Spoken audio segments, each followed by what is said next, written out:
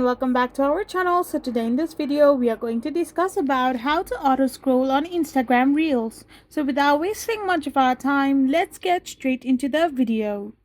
So to enable auto scrolling on your Instagram Reels, you cannot do it on your Android device.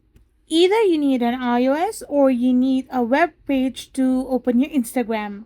So by using a Chrome extension, you can simply auto scroll your reels. So simply install the extension from your Chrome web store, and then once it is installed, simply open the Instagram Reels page on your web browser of your computer. Then use the shortcut that is Shift plus S or the extensions interface to enable the auto scroller.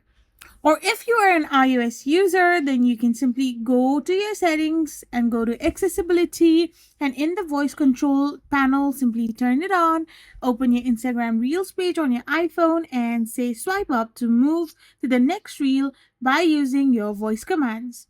I hope you found this video helpful, so don't forget to hit that subscribe button and to give us a thumbs up. We will be back again with more informative videos. Thank you for watching.